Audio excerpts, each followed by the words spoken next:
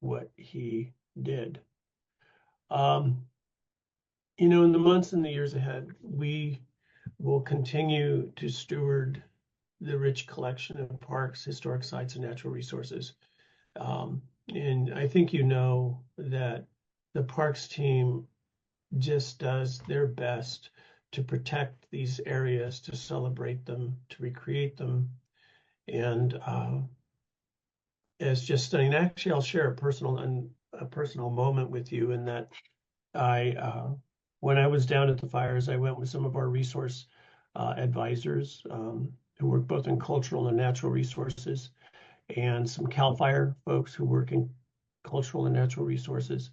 And I drove with them up to the ridge up at the very top of Topanga Canyon State Park, where bulldozers had cut fire line over the ridge lines and stuff to try to slow this fire. And there's also all kinds of fire retardant that you could see in the area up there. But there was a section where, and I was actually in a meeting the second day that I was there with CAL FIRE leadership and state parks resource advisors, and the teamwork between the parks resource advisors and the fire response folks is incredible.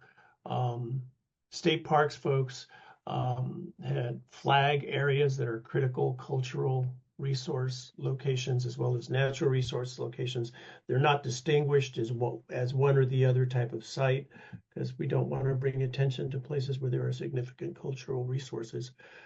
But at the very top of the ridge, we just before we took a break and we were just taking in the scene, looking down onto the Palisades, looking at the fire that had affected much of the Topanga State Park wilderness.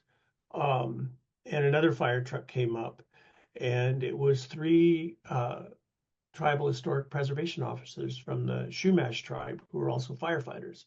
So together we went up to the top, and there was a location where a bulldozer during the night cutting fire line had actually gone through part of a cultural site. And so we all went over to look at it, and it was the lithics area. It was a place where, and it was amazing because the ground was laid bare by both the fire and a stretch of it by a bulldozer. And you could see all the materials, the rock, the chips, the flakes. But the other thing that was astonishing up there, and none of us had ever seen this, was there was clearly cultivated soap root up there, and it looked like an orchard of soap root. None of us have ever seen something like that. So here was a place where the Chumash people made tools and harvested materials for their lifeways, and there was the evidence all around us and exposed.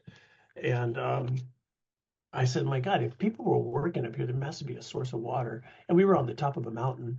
And we went over and looked over the edge, and right below us, there was a spring. And so the images that we get of the world before present are amazing. And something happened in that moment, standing there with the Chumash Tribal Historic Preservation's officers, that sort of got us all really quiet. And that was, here we are standing on a Chumash cultural site, thousands of years old, and we're looking down on the Palisades. And I turned to our Chumash colleagues and I said, oh my God, this is how your ancestors must have felt when their villages were destroyed.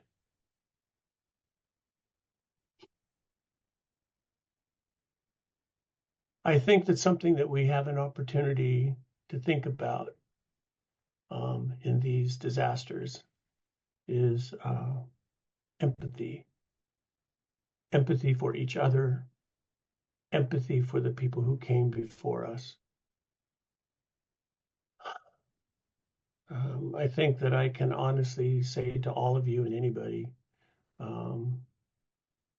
that this experience profoundly changed me.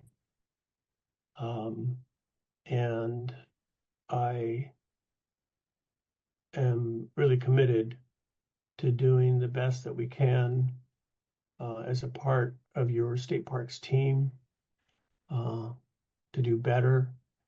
And I think that we are also learning a lot about how we need to plan for and care for not only these places, but for each other. These are tough times. And I also think that we need to make space for grief and recognize that not only in our present colleagues, but in our ancestral colleagues. Um,